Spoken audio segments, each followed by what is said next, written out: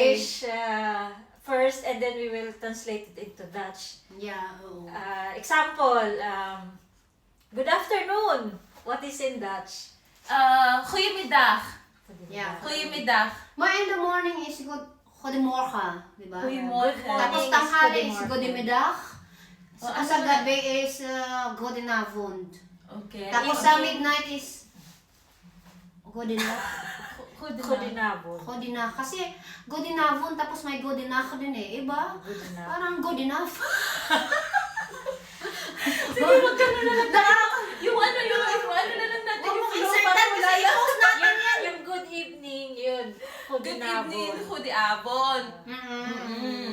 Kaya gusto ko yung ano eh. Tapos yung J nila, parang yung G, yung as in Google, ano yun nila, parang parang plema i-pronounce. Ang letter G nila, pag i-pronounce mo, Hoy, nagkaano ko na tonsillitis ako na. Practice? Bahala kayo eh, galit na galit yun ang turo. Oh, hindi nga. Galit na galit yung Dutch na nagturo sa akin. Hindi na dinala nga ako ng nanay ko dun sa sa doktor nga.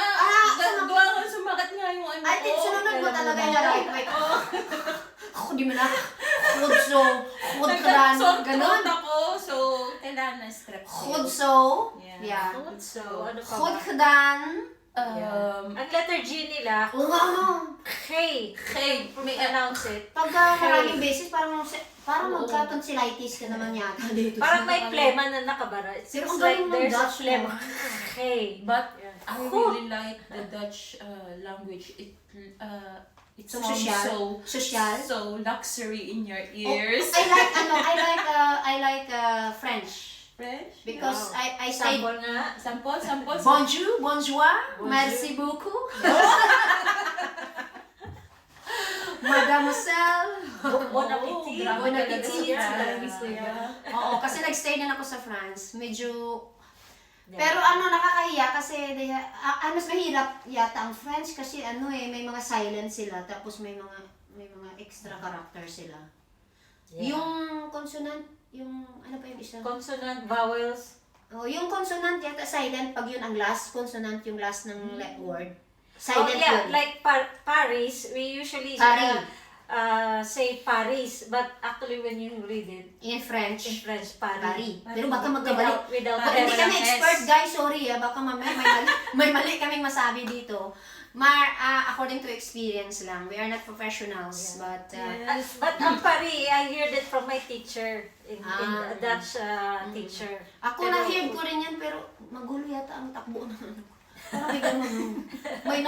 May mga nagwa-wire-wire ng mga kung ano-anong bagay. Oh, ano pang, what other words that we learn?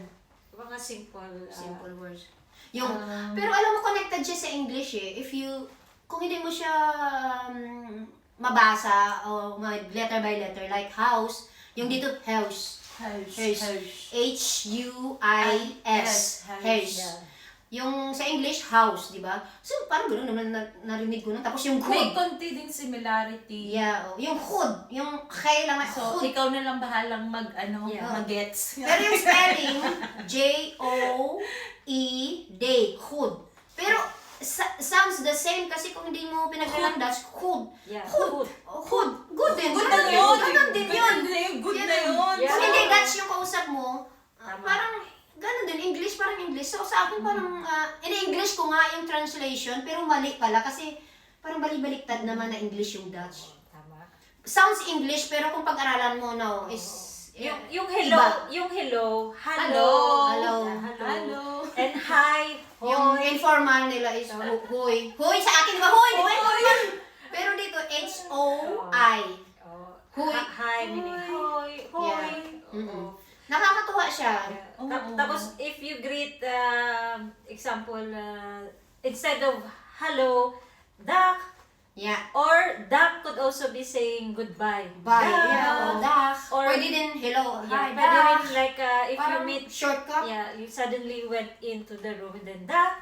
Oo, ganun Dak, siya. meaning you say hi and goodbye. Yeah, oo. Parang, di ba? Ganun. Parang, minsan parang maguluhan ka din talaga, no? Bakit nag-hello sila tapos nag-goodbye na agad? Dak, dak. Dak.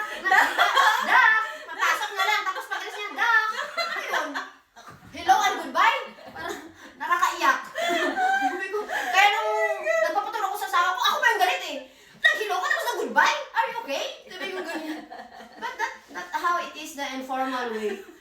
dak, ganon. Ganon, dak. Makikita mo talagang difference between Yes. English and Dutch. Yeah, Maraming small things pero parang new to your ear. Marami kang matutunan. Oy, si Elaine kasi si Natalie, Dutch talaga, original ang mga asawa nila. So, how about the culture sa loob ng bahay? Alam ko Dutch in blood.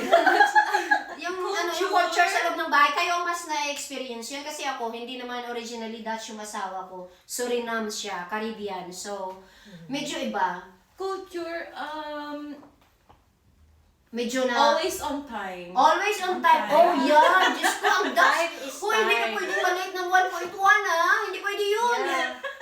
Yeah, if they go usually Tapos to appointment, No. you should be there at least 10 minutes before the appointment. At saka, hindi ka pwedeng pumasok 1 before 1, di ba? Dito na ako. Ay, hindi, upo ka dyan. Yeah, Hindi pa time tayo. is gold. Time Hindi is pa gold. pag nag-trip na doon sa Yeah, 12, yes. doon, tsaka ka tatayo. Pero ako talagang may dugo pa talaga na ano. Pinoy? Hindi ko pa talaga ma-adapt talaga yun. Minsan nalilate talaga ako.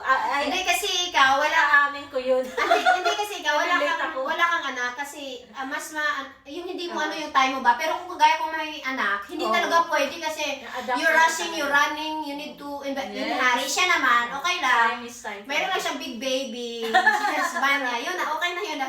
Pero sa work yung nag-work ako, talagang ang Ay, on ang time. manager ko, talagang Yes. galit pag Hindi nakita pwede. ka niya na nagtatakbo ka, kahit sabihin mo pa on time ka pa, pero Oh. ayaw niya ng ganun, kailangan relax. Tapos ayaw niya na wala ka pa sa workstation ng pagpatak, 7 o'clock. Dapat hindi ka pwedeng nandun 6:59 o 7 o'clock. Grabe na. Kailangan 5 minutes na doon ka na, nag-ayos-ayos, ganun.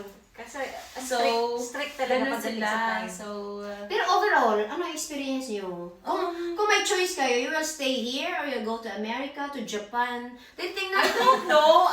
I haven't experienced the other countries, Yeah, so hindi ko alam. Ako kung nagbabasa-basa ako, tsaka Ako, nanonood ng mga both. vlogs. Both dito, tsaka sa Pilipinas. Ay, sa We need Pilipinas, to syempre, experience belongs all. to the Lahat. Philippines. Yes, Experience yes. natin In lahat. the future, diba? we're gonna travel together. Yes. Pag medyo malaki-laki ng mga anak ko, mga next year, pwede na may iwan-iwan. So, maybe we can introduce you more. Pero, in the coming days, we're gonna go out. We're gonna introduce you some parts and some city, mga historical, mga ano, di ba? I-introduce natin Yes. sa mga kababayan natin. Mas rich in history yung Netherlands Oo. din. Kasi I mean, ako, Experiences. nakaikot diba? na ako, pero dahil busy nga ako sa kapanganganak, 3 beses na buntis at may Visit miscarriage. panganganak. So, hindi din ako masyadong naka-explore. So, I really wanted to do this time. So, Yeah. so I hope we can do that together. Diba? course. Mighty Mayday! Mighty. Kasi hindi, Okay. para pag nag-vlog sa labas, parang hindi na ako mumukhang tanga mag-isa, di ba? Mag-isa na ka doon mag-isa. Oy, like and subscribe. Okay, follow, like, and us. We'll subscribe. have our Facebook, our Reels, and our YouTube.